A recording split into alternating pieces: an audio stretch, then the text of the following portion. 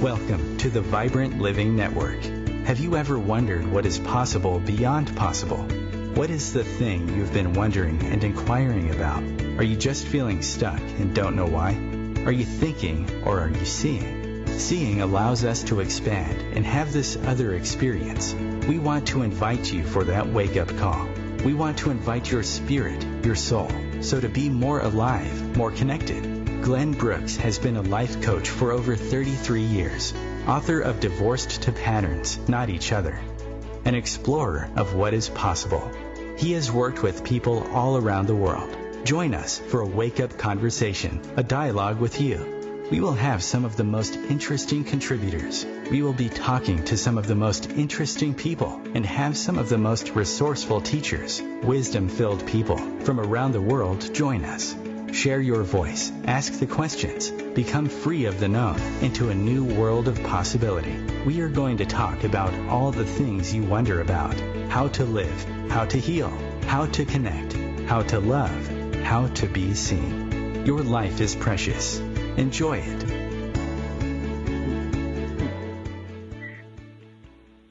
Hello. Good morning. Good being with you. Good morning. Good morning. Especially good morning to you. Good afternoon. Good morning, good afternoon, good night. Well. I want to take in the full buffet. Time travel. I want to take in the full buffet of greetings now. Hello. Welcome. Sherry. Hi. Hello. That's nice. It's good hearing your voice, Linda. Good hearing all your voices. A blessing of the voice. Thank you so much. You too. Yeah, thank you. Yeah. Thank you. There's so much that happens on that introduction, and it seems like overwhelming almost. Like, how could I possibly access that unless I can exhale? Unless we could all like breathe like the Dalai Lama together and kind of just find our resonance, find our breath. Right. Well, we could do that on the count of three if you wanted to. Sure. Okay, let's do it. Let's do it on the count of three. Yes. Let's do it. Okay. 1, 2, 3. Breathe deep.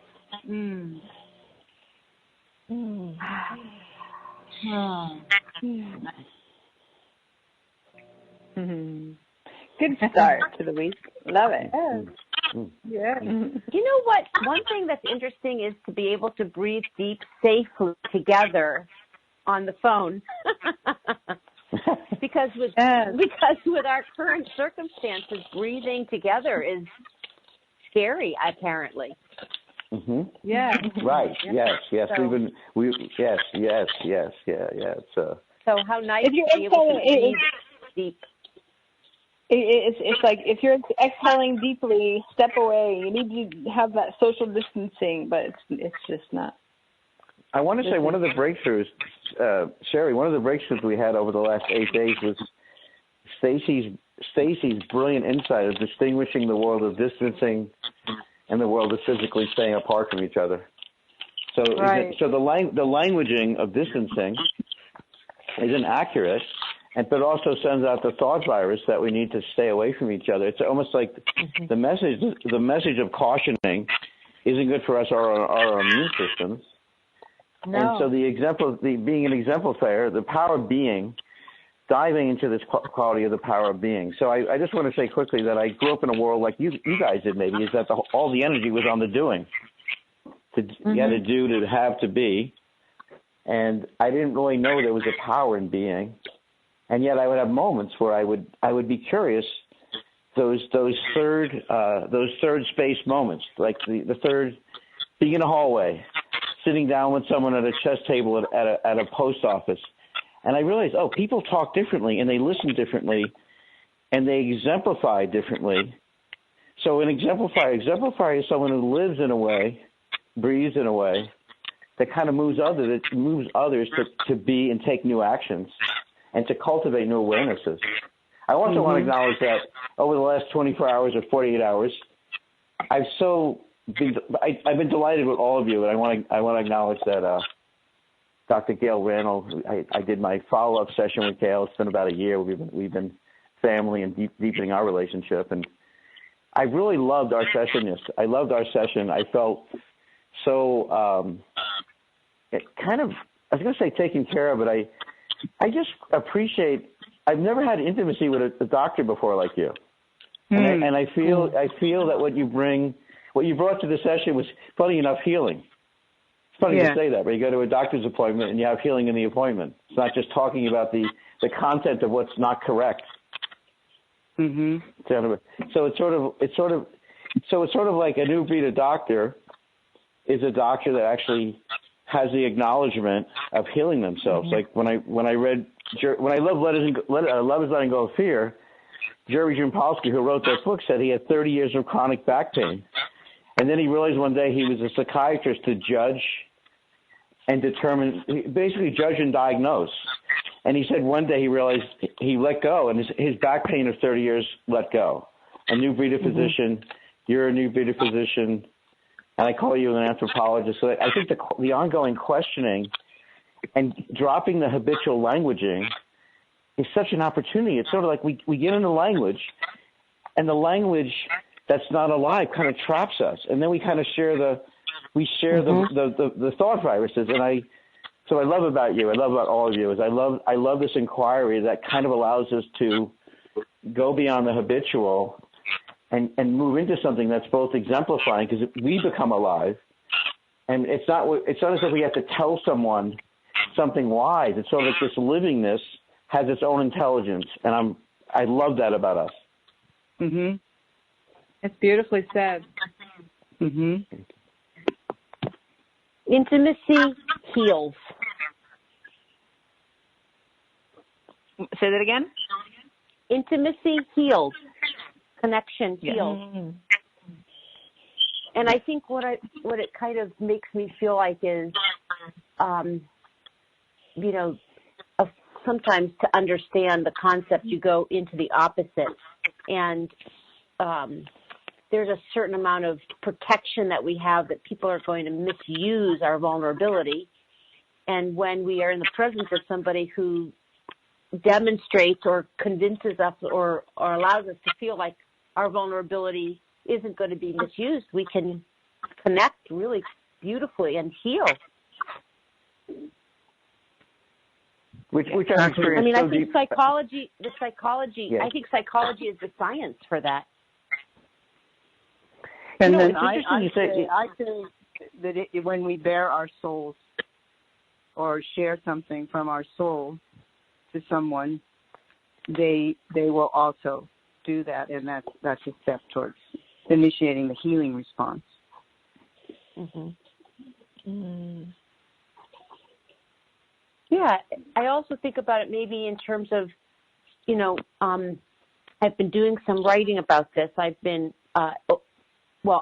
certainly opened in a new way by this village of people on this call and other people who just been open. And one of the things that I've been writing about in terms of my being a psychologist and a healer in that way is, what are the conditions that people need that I can facilitate in a very readily, in a way that's very ready, and create the conditions so people can step in and find their way to their own healing quickly.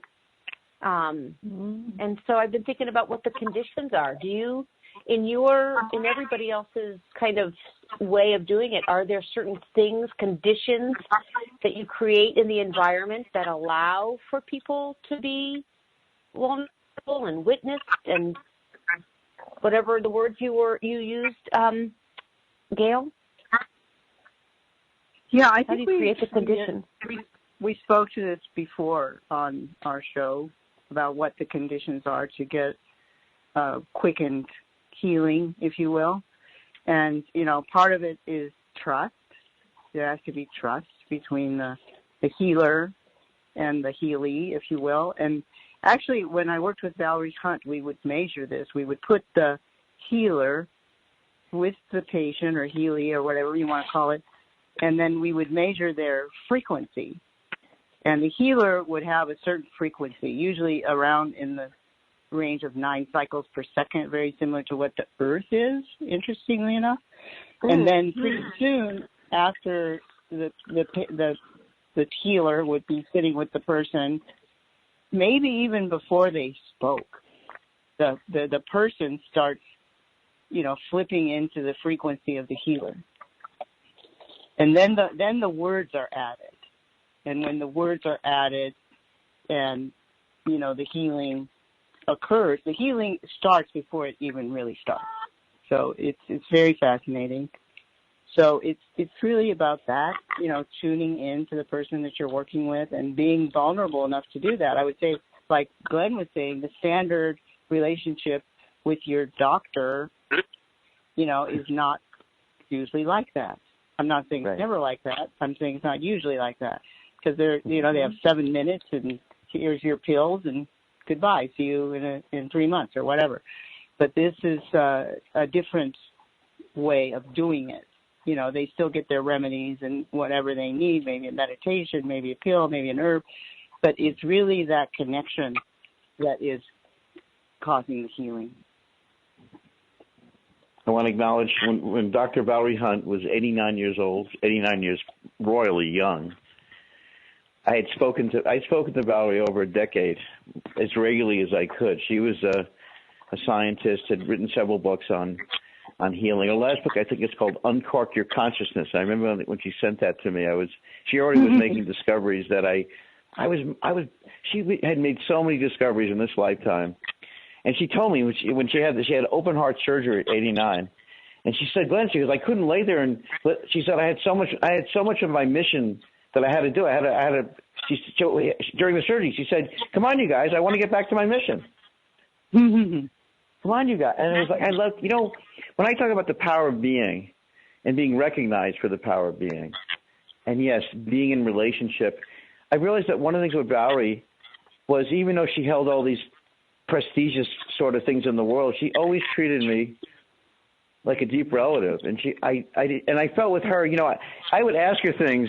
I would ask her about this. There was the healer that a lot of people were raving about. And this particular healer was a very, she was very rude to people, very intense. And I said to Valerie one day, I said, well, I said, how do you work with her? And Valerie said to me, well, if she misbehaves, I tell her to sit down and shut up. And she spoke to me. She spoke to me in this way. I felt like I learned from her, and it was like I was able to bridge things. Yeah, I loved her. And I want to say, so Dr. Valerie Hunt.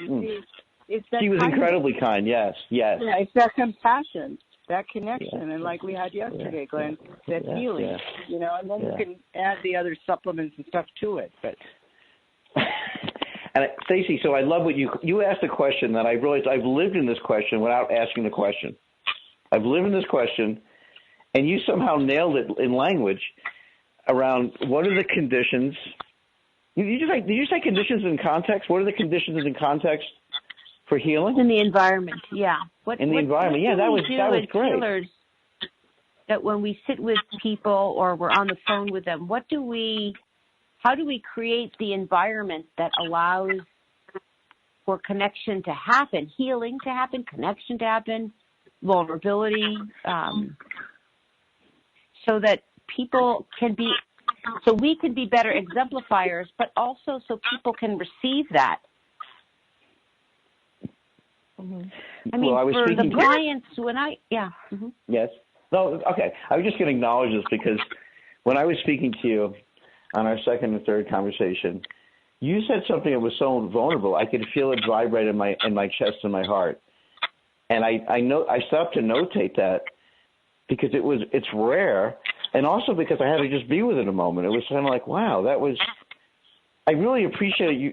I appreciate about you, Stacey, that you were willing to take away or let down your professional background and be there in a way that you could say to me that you're ready to bring out this other quality. And I sort of revered it because it's something in my life that at times, I was having this discussion this morning with Linda actually, that at times those moments when you take a risk, sometimes people could scold you or they could pull away. And I love that moment when you said to me, this is what you were aiming for in your life, and it was a risk because it was so different, and somehow in between your words, the conditions, I was sitting on the couch, and I was just taking in what you were saying, and I was noticing how it was impacting me, and I noticed that I felt safer, and I felt a little more exuberant, and that in a sense, there was a safety that was happening that was beyond the pretense of introducing ourselves. There was another state of being in the call, in the conversation, that was like wondrous, and yet was rare. And so I appreciate today that when you said about the conditions and the context, it's so profound and powerful. And usually what people do is they think they get to work or they get to business and they have no sense of creating context and listening. They get so caught in the content, right? They get caught in the clouds rather than being what's in the sky, what's in this other way of. And so that experience with you, that was very moving. And I loved your question. I love how you asked the question of how do we set the conditions in the context? Because a lot of, a friend of mine, she's been practicing this thing called nonviolent communication. And when she calls me sometimes and she talks about how she talks to her son-in-law, I joke to her, it's very violent because she wants him to go to this other place, right? But and I'm laughing because in the attempt to be nonviolent, she's violent. So the conditions and the context. I mean, that's in some sense, if you want to call it healing, and you want to talk about the miraculous, like what are those conditions? And it's like as an example, Dr. Norm Shirley, one of my mentors, he told me one day about his great grandfather, and as he told me the story, I could feel my cells shifting. He basically said to me, when his great granddad was, I think he was in his 70s, he realized that we die because we see other people grow old and die, and we get conditioned. So his granddad wrote his diary that he decided to live till 103 and live in a way he's never lived before. That he made a conscious decision when he was in his 70s. And as Norm said that to me, he's 87, but he was actually 30 years younger biologically. And I thought, exemplifiers I think an exemplifier kind of brings you to this place that's sort of beyond they bring you to a place through I'll call it relational presence and listening that's very different than just information. And that's why, clearly Stacy, Lisa, my conversation with Lisa at 1:30 in the morning last night was so moving. There's something about this other quality when we sometimes we just drop into context. Like sometimes we have meetings with people, right? And how does that even occur? It's such a beautiful thing. And I'm curious how it does occur. And I love that you asked that question. Yeah, and I'd like to answer her question because she asked me. And so, a lot of you know that I work with the medicine wheel and a lot of native principles, and that these principles are ancient when it comes to healing. I mentioned trust. Trust is the first step in the direction of the South, which is the heart. And if you open your heart to your patient, they will open their heart. And if you establish that trust, then you move into what I described physiologically, which was the frequency, which is love. You give love, you exchange love. Love is heal all. And then you move into growth, which is the third step in the medicine wheel of the South, and then you get to the God within. You connect to that God place. So that's the way that I look at it, and that's what happens with me and my patients, although a lot more. So I don't know if so I would be interested in how your steps, Stacey, overlay on those steps. This is Liz. I ask you a question? You ask me I love questions. Yes, ask anybody a question. Great. No, you asked me that question. What were the steps? Go ahead, Lisa. Well, no, but I was going to say one common thread that I see with each one of us, and it doesn't matter what, whether you're an integrative medical doctor or a dog trainer or you work with businesses, is that each one of us, in Glenn especially, always listen. And it's to be heard and to have somebody listen. And as Gail said, when you can feel it from your presence, you drop into a heart space and you allow somebody to pour out their wisdom or their soul or their troubles, and you listen very deeply, and you take each word to heart, and you disseminate it, and then on the other end, you share your wisdom back. And I'm, Stacey, I'm just getting to know you, but I know deeply that just from the little bit that I've learned from you, that's what differentiates you from other practitioners of psychology, because you have a listening skill, and your clients can know that you are hearing them, which is really beautiful. Yeah. And so I really honor each one of you for that gift, and it really, to be an exemplifier, I think you need to be able to listen. So please, continue what you were saying. Oh no, I just wanted to acknowledge that. So important, Lisa. Thank you for that wise. You listen to everything the person has to say, and what I find, every person comes with their own answer. And all I have to do really is listen. So why does it take so long for people to heal, if that's what it takes? Honestly, good question. It doesn't. Sometimes they walk out this door, heal. Boom. Absolutely. Sometimes it takes longer. But each person. All my clients take longer. Well, that's your book. That's your book, Stacey. That's the title. Maybe that's your dharma. I don't know.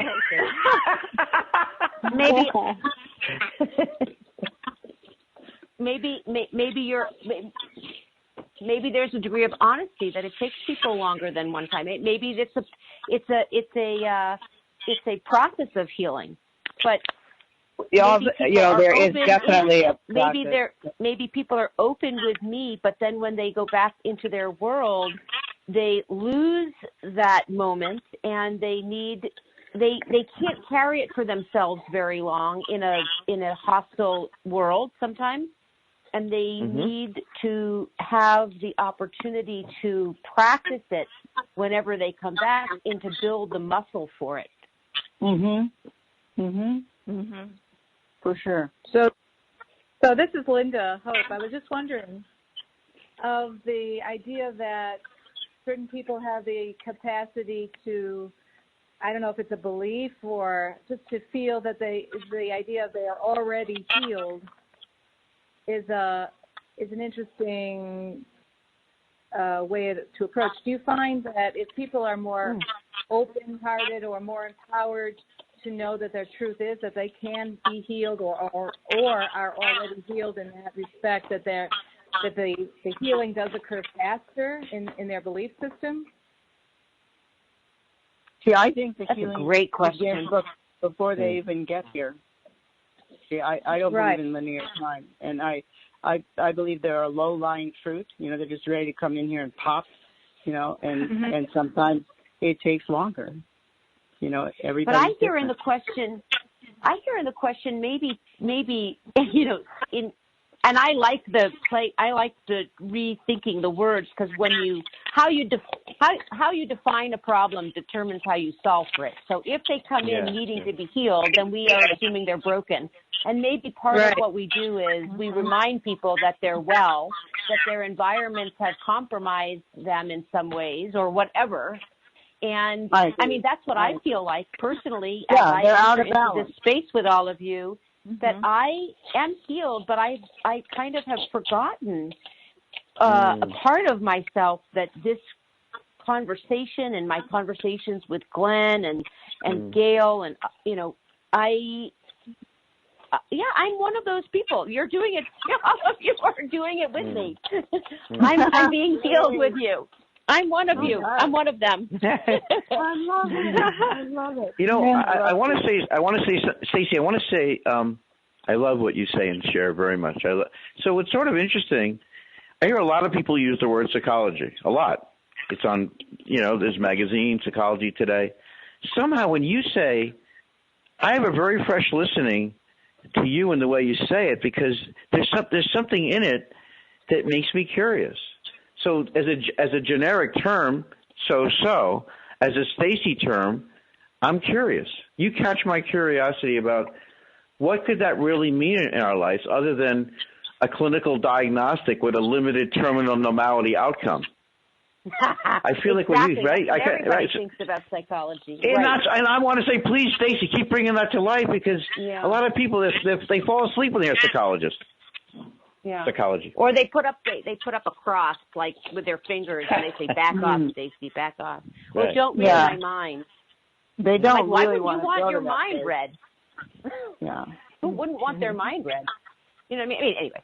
But no, I think psychology is the most sophisticated science for channeling human potential, for understanding talent and emotion. And it's ironic because, you listen to, people who have denounced psychology or dismissed it, and they say, well, psychology impacts or influences the market, the stock exchange, psychology is about how people buy. So, consumer psychology manipulates how they sell because of people's psychology. I mean, psychology is the understanding of how individuals become, how they evolve, and then how they bring themselves to the group, to belonging, and then allows that the individual and the group to create the culture. And then we're stuck in it if we're not paying attention to how we want it to be. We kind of fall asleep at the wheel and just make, to your point, Glenn, when you said, we just kind of follow, in those, without thinking about the paradigm, like aging, for example. Yeah. People. Yeah, I mean. People. Yeah. No, I'm. One of my teachers used to call it. We play follow the follower. So we're gonna we continue. I want to explore. I want to hear your experiences with being an exemplifier, when you were around an exemplifier. I'm also starting my Vibrant Living Challenge in a big way. I'm writing up the description right now. And hey, the thing is, your life's precious, and that you're with us right now. Exhale, and let's re-adjourn after a good stretch. I'm going to say it again. Your life's precious. It really is this wonderful thing that we keep discovering. The Real Conscious Connection. OMTimes Radio. IOM FM. Host your show on IOM FM, the radio network of OMTimes Media, one of the more recognized brand names in the conscious community, and is backed by the extensive marketing reach of OMTimes. Hosting a show on IOM FM immediately connects you with our extensive dedicated community. I'm Kathy Williams, host of Sexy Mom Abundant Life radio show on Thursdays at 5 p.m. Eastern, 2 p.m. Pacific. On the show, we explore living abundantly in every area of your life. Ways to let go of limiting patterns and beliefs and to step into the flow of creativity and possibility, knowing you are supported by the universe. A social distancing tip. Putting distance between yourself and others is critical to slowing the spread of coronavirus. So here are ways to stay in contact without the physical contact part. Call, send a text, set up a video conference, post on social media, dedicate a song on the radio. If you have symptoms of fever, dry cough, and shortness of breath, call your healthcare provider before going to their office. For more info, visit coronavirus.gov. Let's all do our part, because we're all #alone together. Brought to you by the Ad Council.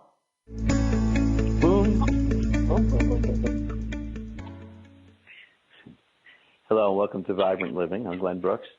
So the first time, an exemplifier. I hadn't heard the term, and I was sort of reacting and responding to my life in ways that I just can't. I feel like what happened in my life was I always sensed there was another passage, another way. I couldn't always explain it, and it kind of led me on different paths. But I remember one day I was giving a talk to an audience of 80-year-olds and 90-year-olds. I should say 80 years young, 90 years young, and 100 years young, at a place called Fannie Schaefer's Vegetarian Farm. And I was telling them the story of Dr. Norman Walker, I think Dr. Norman Walker was 109 at the time. And I finished that talk, And I think in my life, I want you guys to think about this. When was the time when you acknowledged sort of the wonder of your being, your state of being?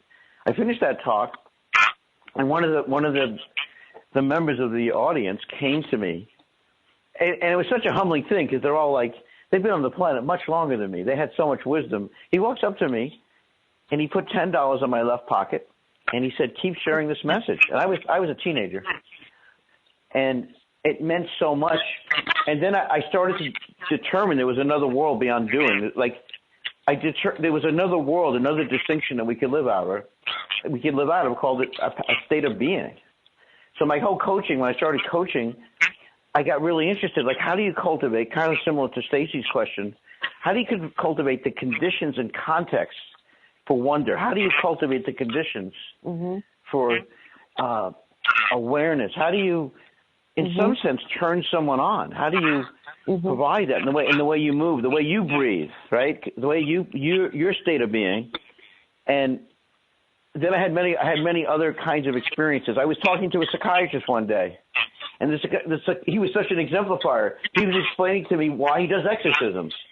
And he says, "Glenn, I do things in my practice to bring people alive." And he goes, "Even if I don't believe in them."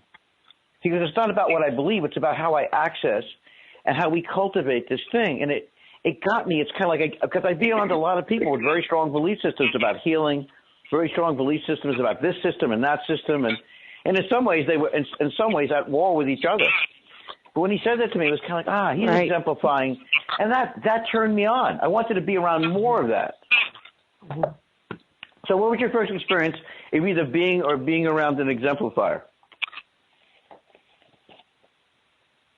I was going to say Stacey because you were like right there. Well, I love creating the conditions for wonder, awareness. How do you light people up, bring people alive, cultivate aliveness? What was our first? Remember our first conversation, Stacey? When we talked about being at the wedding table. What you said to me? What?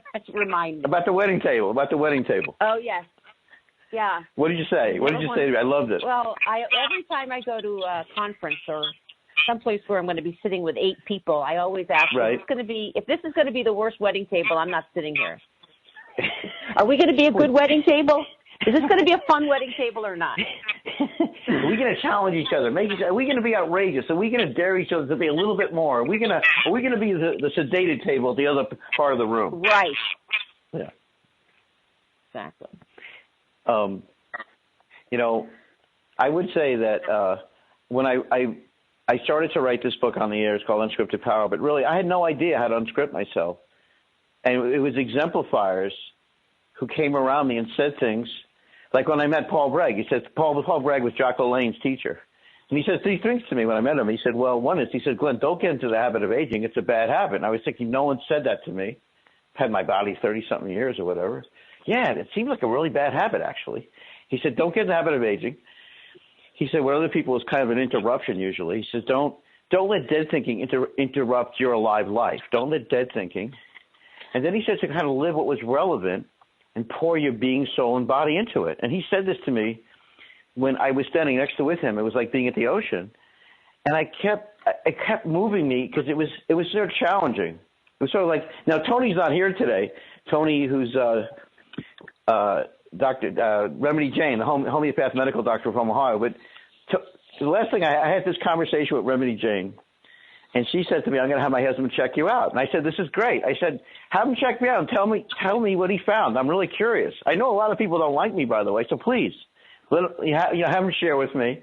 So 3 weeks later, he left me such a state of being message. He just kind of said, well, I know what you do is difficult, and I appreciate all the nooks and crannies and the things that you would have to question. And he goes, we're 100% with you.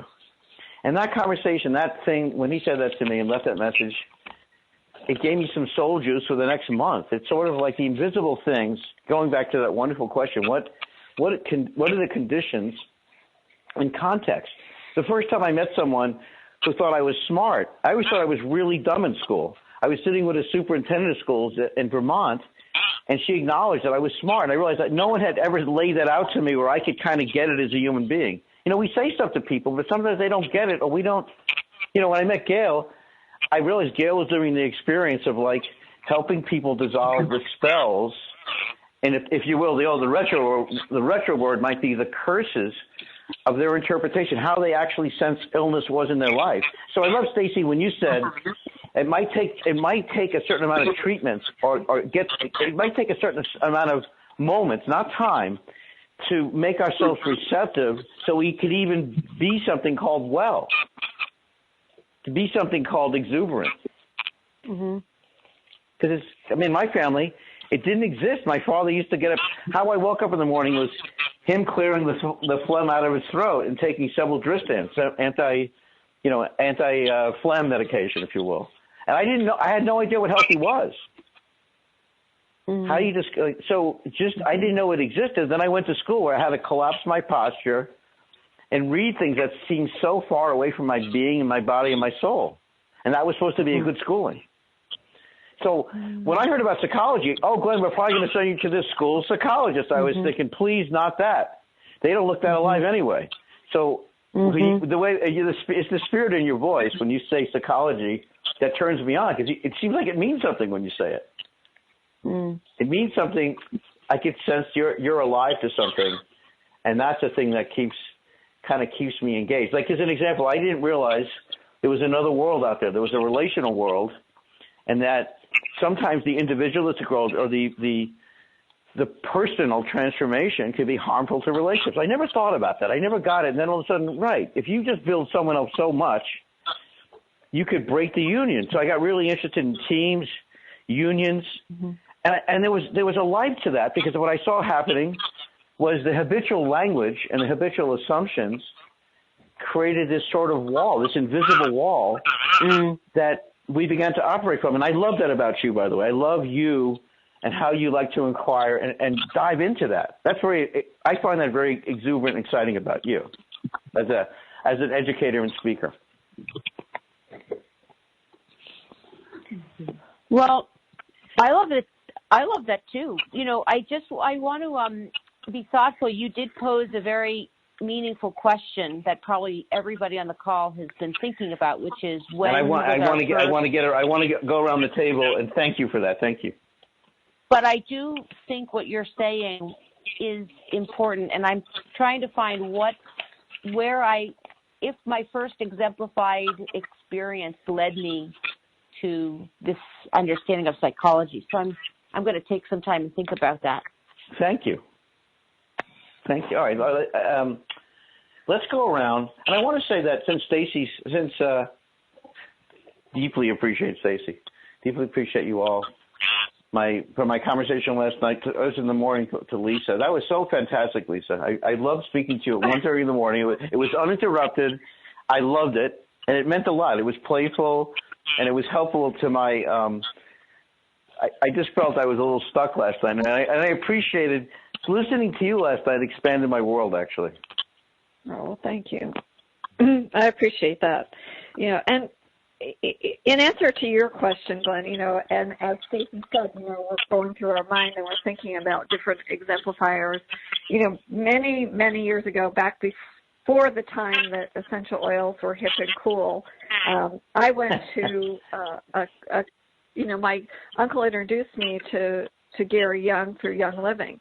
And I will tell you, it was so interesting and to see where one person, could exemplify so many different things. He had, like you, Glenn, had never had much experience in wellness or health or people that modeled that.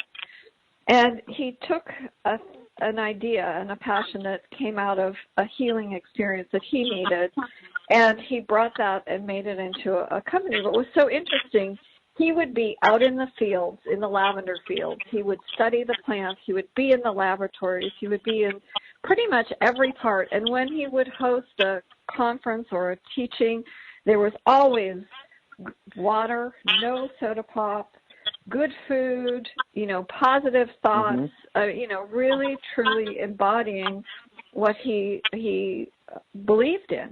And, that really, it's wonderful when you can have models like that in your life. And, with Mother's Day coming up, that was the other thing that came to my mind was you know, how we have role models like a mother. You know, I was blessed with a wonderful mother who was an amazing exemplifier of positivity. And I wouldn't be the person that I was today were it not for that. So, you know, in honor of Mother's Day, I'd like to, you know, say thank you to all the mothers. You know, I know how hard sometimes the job is, and fathers too, but, you know, especially at this time of year, you know, it's a good reminder. You know, even if you didn't have a terrific relationship with your mother, you know, I'm sure there's gifts that they shared with you that you take and carry through. I learned, by the way, I learned that talking to my fourth grade girlfriend, Brenda Verity, for the first time in almost 40 years, because she told me how my mother picked my clothes. I hadn't thought about that in 40 years. And I realized, oh my God, my mother cared how I showed up. I never even tuned into that before. So that was great. That was great. It helped me. It's funny, Lisa, that you just said that, because it showed me something. I want to ask you guys a question. We'll start with you, Lisa. Have you ever been in a place where you wanted to say something to someone, but you weren't sure if it was a good idea, or you weren't sure about it? You ever been in that place? All the time. All the time. All the time. Yes. Been there plenty of times. All right. Yeah. I want to go around. I just want to share this. I want to go around and do this. I want you to go around. I want to go around with you guys. So I was talking to Linda on Sunday. I went to the mountain. I live near a mountain called Skinner Mountain, and it was packed. I've never seen more people at Skinner Mountain. And I was sitting on the side, and I got to get Gail's comment to see if I did the right thing here. As a UCLA professor and medical doctor, I took a risk. So I went. It's called. My daughter calls this the halfway house. It's kind of halfway up the mountain, and I saw this woman working really hard with a mask on. And I was kind of educated that the mask and being outside and secluded, she was around nobody. Now, I must want to say, sometimes we presuppose something, and I don't even think about this. But when I usually talk to people, they give me a good amount of respect. Usually, not always. I'm laughing at some family members now. So I saw her and I signaled her, and she absolutely had. It was almost like I didn't exist, or I wasn't signaling her the right way or something. And so there's this moment where I'm going to share something with her, and finally she stops. And she looks at me, and she's like, almost like, well? And I'm like, yes. I say to her, I go, you know, from my education so far, that wearing a mask when you're in seclusion, that actually you might be reabsorbing the toxins in the mask. And she looks at me, she kind of stares at me, and she goes, and this is how I love what she says to me. She goes, and your degrees are? I love that line. I should have said, I'm just some idiot sitting on the park bench who hasn't shaven today. Thank you. And I said, well, I'm a little bit of a journalist. And it was sort of funny. I was so struck by the interaction. I shared it with Linda, and I had a laugh about it. And I just wanted to share that because I like playing with those moments that I don't know what to say. And I've had some miraculous responses. And her response was like, I thought it was hilarious. And your degrees are. I thought that was a perfect response. So let's do this. Let's go share about an exemplifier. A moment where you were exemplifying, or you met an exemplifier, or you were in between. You took a risk. And your risk exemplified something that was precious to you.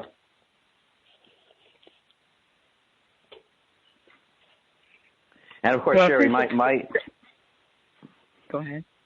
I would just thank your sweetheart. I was just going to acknowledge Sherry and say that, of course, dogs are exemplifiers in my life.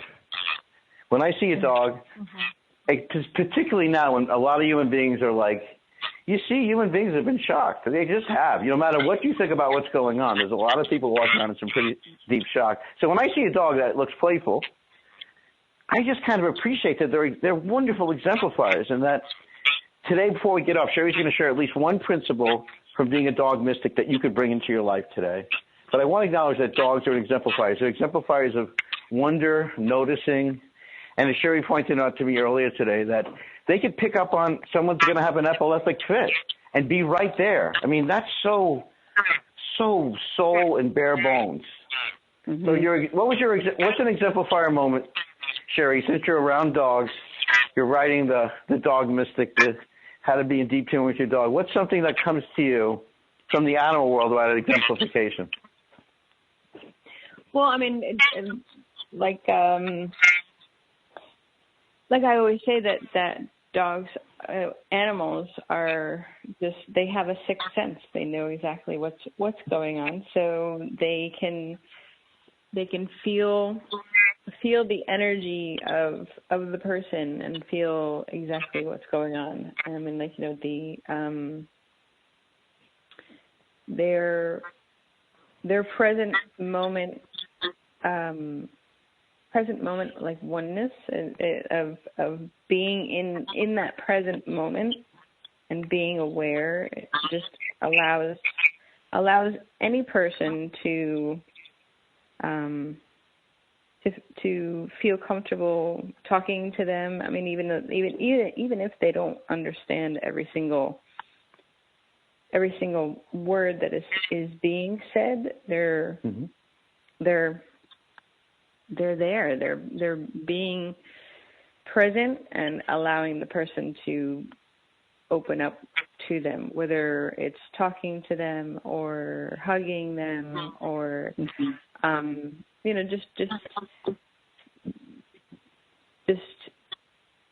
allowing them allowing the person to be open and I mean, and it's also the sixth sense, you know, in regards to a person that is epileptic. I mean, like they can there's some service dogs that they sense the seizure coming on, and they can even position their body in a certain spot where the person, when the person falls and is having a seizure, instead of falling on the floor or, you know, hitting their head on a glass table or something like that, they position their body to so the person lands on them, or they are able to sense it even before to guide the person. You know, and that's the amazing part of being a service dog is they can make their owner aware of it's coming, so to prepare themselves and sit down or lay down or, you know, do something where they're there and they're showing that support. So what's the principle? What's the mystical dog principle you want people to begin to tune into today? What's the principle that you want to share with people? What's the principle? We came up with. What's one principle that you feel? And then I believe I have a retroactive gratitude for Gail today. Well, I mean, like, I just thought of it, Gail. Well, actually, I want to honor Sherry. I'm so glad she said that. Please. Yeah, I mean, it's true, and it's not just dogs. It's all of animals and it's all of nature, because honestly, I didn't have that terrific of a childhood. So my first vibrance that I felt and became imbued with was nature. Nature was my teacher. I would run out the back door, the screen door would slam, and I would run up that tree faster than anybody. I'd get to the tippy top of that tree where it's like swinging back and forth, because I could see my horses. I could see the horses from up there. And whenever I would get a chance, I would run over to those horses, and I lived with the horses. I ran with the horses. I ate grass with the horses. I didn't have a tail, but I would tie these big bundles of willow branches on my on my waist. I love it. You know, and so they were my friends, you know, and they do understand. They understand on a very deep level. And I've communicated with all kinds of animals all over the world. And what it's about is compassion. And again, trust and love. And any animal, wild or domesticated, will come to you if you exemplify those you know, principles. If you are vibrant and you're in your being self, you know, it said, one who is above his intellect is one who is no longer part of his mind. is a Buddha. Mm-hmm. Mm-hmm. Beautiful. And if you get into that spot, you're part of the all and everything, and that's what it's all about right now. I keep saying this time, this pause is for us to learn that, if you want to call it vibrance, I call it one-mindedness. I call it we're being a part of God, and people, the things if you think the right thoughts, you create your reality, and things you are thinking will be attracted to you. Mm-hmm. Definitely. The future. Yeah, and thank you, Sherry, for reminding to be brave enough to say that. Thank you. And I mean, that's why I started out with animals. I mean, yes, I am the dog mystic, and I have been working with dogs for 20 years. But I mean, all animals are so much more receptive. I mean, they're just present. They're present. Because they don't all have all that busy stuff in their mind, right? You know?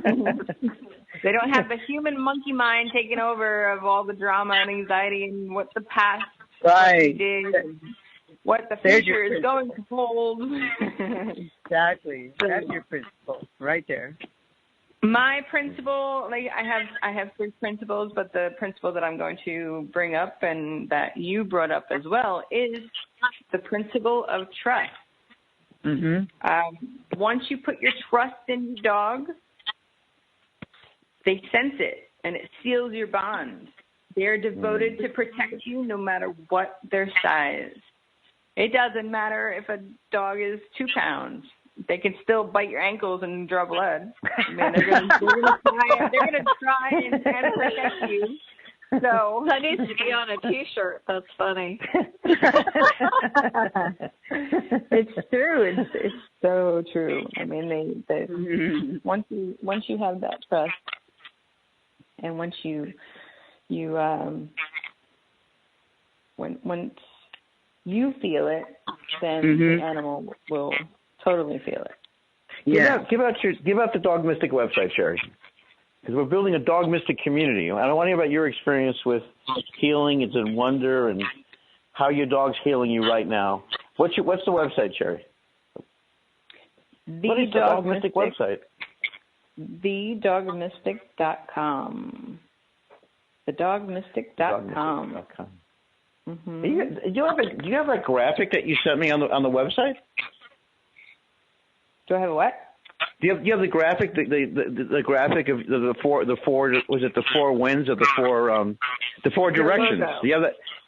Yeah. Do you have the logo on the website? Well, I mean, I have my logo. My logo is okay. Thank you for letting me logo. I needed a that was my inside consciousness Jeopardy assistant there. Thank you, Lisa. So yeah, okay. I want you guys to see the logo on the Dog Mystic. It's wonderful. The Dog Mystic. So you gave out your website. Thank you. Yeah. Tell me what you think of the logo. It's a mixture of myself and the animals. So tell me what you think. You give your golden feedback to Sherry about her logo. You know, did you guys want to hear my retro acknowledgement to I've been Randallized many times. So Dr. Gail Randall has Randallized me. She has sent me the energy and wonder of her soul and spirit, and has transcended many moments past this thing we call time. But one night I called her right when this whole virus thing was. It's kind of more than the virus. It was a thought virus. And one night I was going to bed, and it was about 12 o'clock, and I called Gail, and I said, I don't know what it is. I just had a really, a mind, like a weird-ass dream. And I was in the basement of a building, and I didn't want to go to sleep.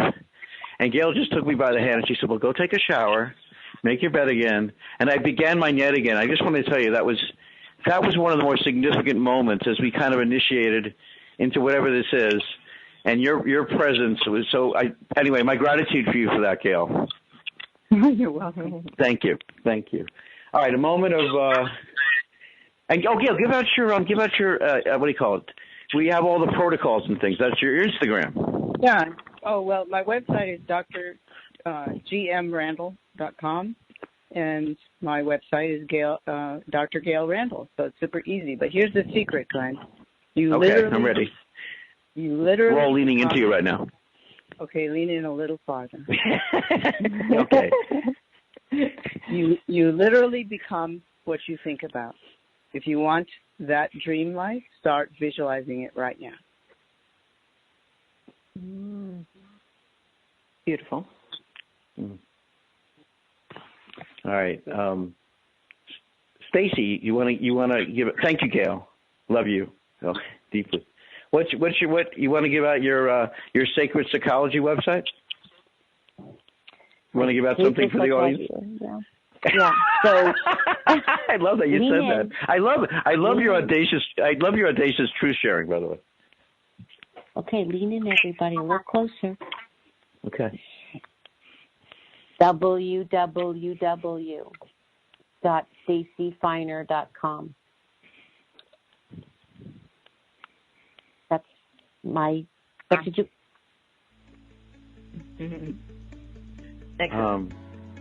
Thank you, Lisa. Anyway, thank you again, Lisa, for your wonderful write-up at 1 a.m, whatever it was. Thank you, Chris. Chris, we'll talk tomorrow.